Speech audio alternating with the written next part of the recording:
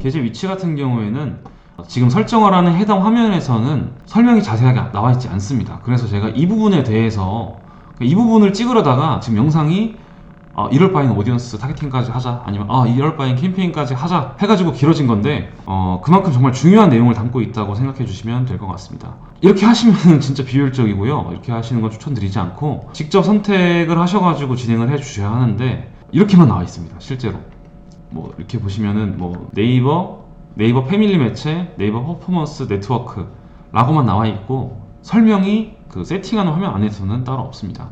그렇기 때문에 이 부분에 대해서 간략하게 설명을 드리고 기억에 남는 영상을 제가 찍고자 해가지고 영상을 제작하게 되었고요. 우선 네이버 지면에 대해서 먼저 설명을 해드리려고 합니다. 간단하게 설명을 드리면은 네이버 어플, 네이버 앱 안에서 노출이 되는 디스플레이 광고라고 생각해 주시면 되시고, 그 안에서 스마트 채널에 대해서 먼저 설명을 드리도록 하겠습니다. 그 스마트 채널 같은 경우에는 이렇게 D형으로 그 어플 지면 상단에 노출되는 광고라고 생각해 주시면 되시고, 타입은 두 가지, 눕기형 이미지 타입이랑 썸네일형 이미지 타입, 이렇게 두 가지가 있습니다. 그리고 간단하게 설명을 나타낼 두 줄을 추가할 수가 있습니다. 스마트 채널 같은 경우에는 아까 말씀드린 대로 어플의 상단에 노출이 되는 눕기형이나 썸네일형 이미지 타입 D형 배너라고 생각해 주시면 되고, 아무래도 노출량이 많을 수밖에 없는 게 네이버 어플, 뉴스, 경제, 스포츠 지면에 각각 노출이 된다고 생각해 주시면 됩니다. 이렇게 많은 지면에 최적화가 되면서 노출이 된다고 생각해 주시면 되시고, 한 가지 말씀드릴 내용은 쇼핑 탭이라고 있는데, 네이버 어플 안에 있는 쇼핑 탭에서는 이제 네이버 안에 있는 네이버 스마트 채널로는 노출이 불가능하고, 네이버 쇼핑 프로모션 캠페인이라는 캠페인을 이용을 해야지 배너 광고를 노출을 시킬 수가 있습니다. 그 다음으로 네이버 게재 위치 안에 있는 배너 영역에 대해서 설명을 드리도록 하겠습니다.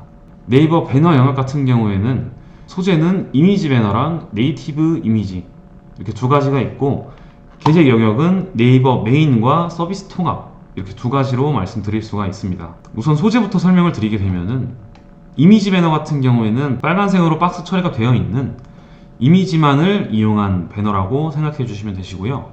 그리고 네이티브 이미지 같은 경우에는 노란색으로 박스가 처리가 되어 있는 네이버 어플 안에 있는 특정 이런 컨텐츠 인척하는 자연스러운 광고 소재라고 생각해 주시면 됩니다. 간단하게 설명을 드리면은, 여기 보시면은 제목과 사진, 그리고 간단하게 작성할 문안, 어떤 스포츠나 연예 관련 뉴스를 읽다가 자연스럽게 이제 읽히게 되는 광고라고 생각해 주시면 됩니다. 그리고 게재 지면에 대해서 말씀을 드려야 될 것 같은데, 네이버 메인 같은 경우에는 네이버 어플 안에 있는 그 스마트 채널 지면이 노출되는 그 메인, 어떤 특정 컨텐츠에 들어가지 않고 노출이 되는 지면이라고 생각을 해 주시면 되시고, 서비스 통합 같은 경우에는 그 네이버 메인 화면 안에서 특정 컨텐츠를 클릭해서 들어가면 그 랜딩된 페이지 안에서 노출이 되는 지면이라고 생각해 주시면 됩니다. 예를 들어 서비스 통합 같은 경우에는 예를 들면은 기사 혹은 웹툰이나 웹소설, 그리고 지식인, 그리고 메일, 이런 곳에 노출이 되는 이미지라고 생각해 주시면 될 것 같습니다. 그리고 스마트 채널과 배너 영역에 대해서 이해를 하셨으면은 네이버 앱 안에 있는 피드 영역에 대해서 말씀을 드려야 되는데, 네이버 피드 영역에 노출될 수 있는 소재는 네이티브 이미지랑 이미지 슬라이드, 이렇게 두 가지입니다. GFA에서 밴드에 이제 집행을 할 수 있다고 알고 계시는데, 네이버 피드 영역 같은 경우에는 밴드에 노출되는 지면이 아닙니다. 네이버 앱 안에 있는 피드 영역을 활용한 지면이라고 생각해 주시면 되시고요. 소재가 이미지 슬라이드나 네이티브 이미지 피드를 이용한 소재라고 생각해 주시면 됩니다. 네이티브 이미지는 마찬가지로 노란색 박스 처리가 된 이런 지식 플러스 안에 있는 피드형 소재라고 생각해 주시면 되시고요.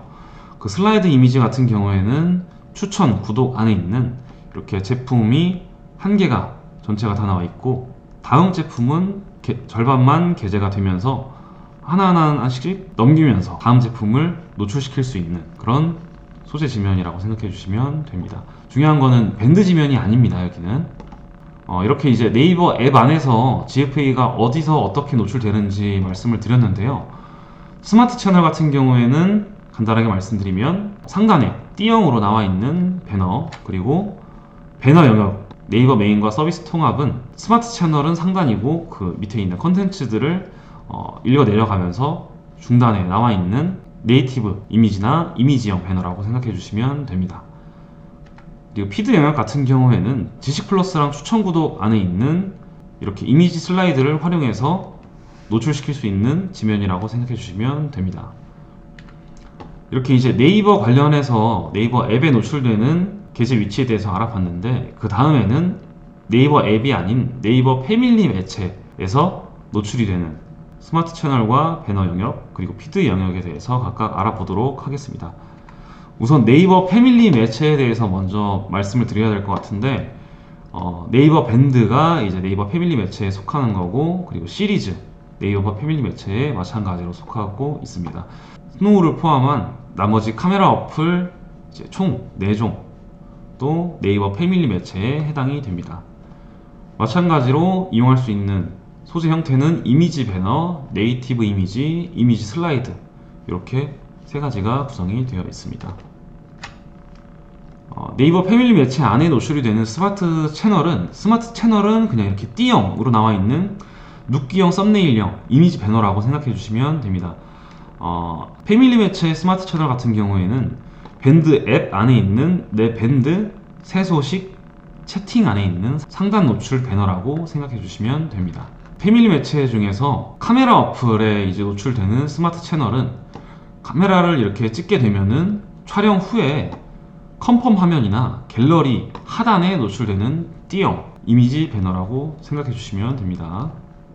그리고 패밀리 매체 중에서 배너 영역 같은 경우에는 우선 시리즈 앱에서는 우선 코믹스나 노벨, 그러니까 이제 웹툰이나 웹소설을 읽고 끝까지 다 읽고 난 뒤에 다음화 무료로 보기 아래에 있는 작품 하단에 노출되는 이미지 형태의 배너라고 생각해 주시면 됩니다. 패밀리 매체 중에서 카메라 어플에 이제 노출이 되는 이미지 배너는 카메라 보정 기능을 이용해서 편집 후에 저장을 하시게 될 때 이제 하단에 노출되는 이미지 배너가 패밀리 매체의 배너 영역 중에 하나입니다. 그리고 네이버 패밀리 매체의 피드 영역, 이거는 네이버 밴드 하나밖에 노출이 안 되고 네이버 밴드 어플 안에 있는 색을 피드에만 노출이 되는 지면입니다. 밴드에만 노출을 시키고 싶다 라고 하시면은 네이버 패밀리 매체 중에 피드 영역을 선택을 하시면 되시고, 네이버 밴드의 많은 지면에 노출을 시키고 싶다 하시면은 네이버 패밀리 매체 안에 있는 스마트 채널과 피드 영역을 고르시면 됩니다. 네이버 패밀리 매체에서 스마트 채널, 배너 영역, 피드 영역에 대해서 이제 마무리로 정리를 하고 넘어가려고 하는데, 스마트 채널 같은 경우에는 네이버 밴드랑 지금 해주고 있는 카메라 어플 상단과 하단에 나와 있는 D형 이미지 배너입니다. 그리고 배너 영역 같은 경우에는 시리즈 앱과 카메라 어플 상단 하단에 있는 이미지형 배너 형태입니다. 그리고 피드 영역은 밴드, 색을 피드에만 이제 노출이 되고 있는 지면이라고 생각해 주시면 됩니다. 그리고 네이버 퍼포먼스 네트워크 같은 경우에는 간단하게만 설명을 드리고 넘어갈 건데, 지금 현재 베타 상태이고 뭐 날씨나 뭐 지도, 교통, 금융 관련해서 그 스마트 채널과 배너 이렇게 2가지 소재 형태를 제공을 하고 있습니다. 네이버 쪽에서는 계속 추가될 예정이라고 하고 있습니다. 이렇게 이제 디바이스 지면에 대해서 설명이 끝났는데, 여기서부터는 이제 간단한 내용들이기에 빠르게 한번 넘어가면서 설명을 드리도록 하겠습니다. 입찰 전략 같은 경우에는 자동 입찰이 있고 크게 2가지인데, 전환수 최대화랑 클릭수 최대화 이렇게 2가지인데, 말 그대로 이제 클릭수 같은 경우에는 동영상 조회 목적을 제외한 모든 캠페인 목적에서 선택을 할 수가 있는 입찰 전략이고, 내 소재들의 전환이 아니라 클릭수를 최대화를 하는 것을 목표로 하는 최적화 방향을 가지고 있는 입찰 전략입니다. 그리고 전환수 최대화는 알고 계시는 이제 제일 많이 사용하실 입찰 전략이라고 생각해 주시면 됩니다. 그리고 비용 관리 같은 경우에는 입찰 전략과 어떤 목표에 따른 결과당 비용을 관리하는 옵션인데, 입찰가 한도 없음을 보통 먼저 설정을 하시고 어느 정도 가격이 설정되는지를 확인을 하시면서 한도를 점차 설정해 나가시는 것을 추천을 드리고 있습니다. 입찰가 한도를 걸게 되면은 이제 뭐 청구 기준은 입찰가 한도에 맞춰서 청구가 된다고 생각해 주시면 되시고요. 마찬가지로 CPC나 혹은 동영상 같은 경우에는 CPV, 그리고 따로 여기 같은 경우에는 수동 입찰이 되고 조회수당 얼마 이렇게 설정을 할 수 있는 공간이 나옵니다.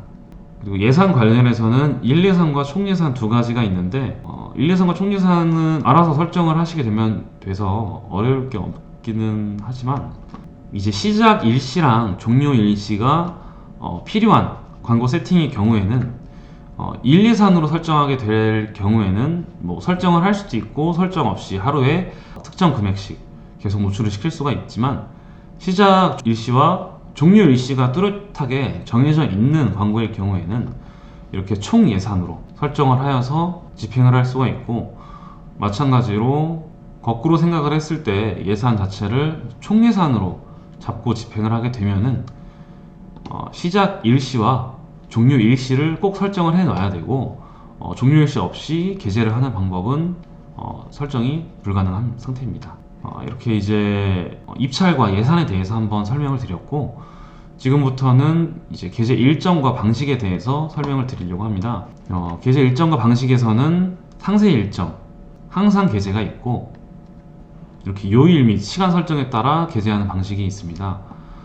보시면 아시겠지만 이제 세로축, 여기가 요일, 가로축이 시간이고, 제가 만약에 이제 오전 10시부터 6시까지만 광고 게재를 하고 싶다 라고 생각을 하시면은 클릭을 하시고 드래그를 하시게 되면은 이렇게 평일 오전 10시부터 오후 6시까지만 노출을 시킬 수 있는 세팅이 된다고 생각해 주시면 됩니다. 그러면 나머지 원하지 않는 이만큼의 시간에는 불필요한 광고비 누수를 막을 수가 있겠죠. 그리고 다음으로 게재 방식인데, 일반 게재 같은 경우에 디폴트 값으로 설정이 되어 있고, 빠른 게재를 지금 클릭을 할 수가 없는 상태로 되어 있습니다. 이유 같은 경우에는 아까 입찰과 예산 설정할 때 빠른 게재 옵션을 선택하기 위해서는 수동 입찰을 선택을 해야지 빠른 게재를 클릭을 할 수 있습니다. 입찰 방식 설정 시 수동 입찰을 선택을 해야지 빠른 게재 옵션을 설정을 할 수가 있습니다.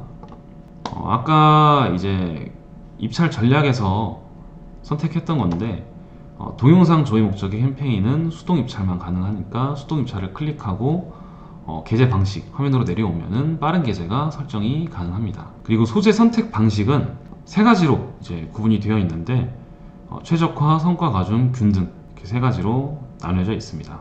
최적화 같은 경우에는 성과가 가장 좋은 소재를 집중적으로 노출 기회를 부여해서 평균 성과를 향상시키는 옵션으로, 그 이외의 다른 소재는 노출이 되지 않을 수가 있는 옵션이고요. 그거보다 조금 더 덜 극단적인 성과 가중 같은 경우에는 소재 성과에 따라서 노출 가중치가 자동으로 조정이 됩니다. 이 선택 방식 같은 경우에는 소재마다 타겟팅이 다를 경우에, 그리고 소재마다 전환을 유도하는 그 고객 범위가 다를 경우에는 성과 가중으로 이용하시는 게 좋습니다. 왜냐하면 의도하는 타겟군이 두 가지인데, 같은 한 그룹 안에 A 타겟군과 B 타겟군, 두 타겟군이 있는데 A 타겟군에서 전환이 더 잘 일어나는데 B 타겟군도 놓칠 수가 없는 모수라면은 성과 가중을 선택하시는 게 맞습니다. 최적화로 하시게 될 경우에는 B 타겟군에 대한 광고 노출이 안 될 수가 있기 때문에 잘 선택을 하셔가지고 광고를 세팅해 주시기 바랍니다. 그리고 나머지 균등은 아시다시피 소재 성과에 관계없이 모든 소재 노출을 이제 균등한 기회를 배분하는 세팅입니다. 근데 이제 이것도 마찬가지로 소재별 성과 차이가 큰 경우에는 성과가 낮은 소재는 입찰 경쟁에 의해 덜 노출될 수가 있습니다. 이거 같은 경우에는 네이버에는 이제 광고주님 뿐만 아니라 다른 광고주들도 노출을 시키고 있기 때문에 그 안에서도 이제 노출과 이제 성과 경쟁을 통해서 조금 더 클릭을 많이 받는, 그리고 클릭을 많이 받는 지면 안에 있는 소재를 우선적으로 노출을 시킨다고 생각해 주시면 되시고, 그 안에는 입찰 관련해서 이런 최적화 노출 기준에는 아무래도 CPC가 포함이 될 수밖에 없는 상황이라고 생각해 주셔도 될 것 같습니다. 이렇게 이제 소재 선착 방식에 대해서 설명을 드렸고, 그 다음에 이제 노출 빈도에 대해서 설명을 드리는데, 지금 이렇게 설명이 없이 나와 있어서 그러는데, 한 명에게 하루당 광고 그룹 단위 혹은 소재 단위로 몇 번 노출을 시킬 건지에 대해서 세팅을 하는 거라고 생각해 주시면 되시고요. 세팅 내용 같은 경우에는 우선 광고 그룹 단위로 선택을 할 건지 광고 소재 단위로 선택을 할 건지가 먼저 나와 있고, 하루에 한 명에게 이 그룹 단위, 소재 단위 광고를 몇 번 노출시킬 건지가 나와 있습니다. 근데 특이한 점은 게재 방식이 빠른 게재일 경우에는 노출 빈도는 선택을 할 수가 없습니다. 네, 이렇게 이제 네이버 성과형 디스플레이 광고 핵심 정리 하루 만에 이 영상으로 벼락치기를 해서 광고 업로드까지 시키는 방법을 알아봤는데요. 지금 제가 진행 안 한 내용 중에 여기 소재 검수라고 있습니다. 제가 광고 집행을 하면서 GFA 배너 광고 반려를 정말 많이 먹었거든요. 그래서 어떻게 하면은 정말 반려 없이 한 번에 혹은 최소 시간으로 소재를 검수를 통과하고 광고를 노출시킬 수가 있는지 GFA 소재 가이드와 제 노하우를 정리해서 다음 편에 영상을 찍어서 올리도록 하겠습니다. 영상 시청해주셔서 감사합니다. 지금까지 AMPM 글로벌 마케터 윤성민이었습니다. 감사합니다. AMPM 글로벌을 더 알고 싶나요? 저희 AMPM 글로벌은 훌륭한 마케터님들과 언제나 광고주님들을 기다리고 있습니다. 정확한 데이터 분석은 물론 1:1 맞춤 컨설팅을 통해 광고주님의 사업 성공을 도와드리겠습니다. 네이버에서 AMPM 글로벌을 검색 또는 마케팅 인사이드를 통해서 수많은 정보를 확인하실 수 있습니다. 아래 링크 혹은 전화번호로 연락 주시면 친절한 상담 도와드리겠습니다. 디지털 온라인 광고는 언제나 AMPM 글로벌과 함께!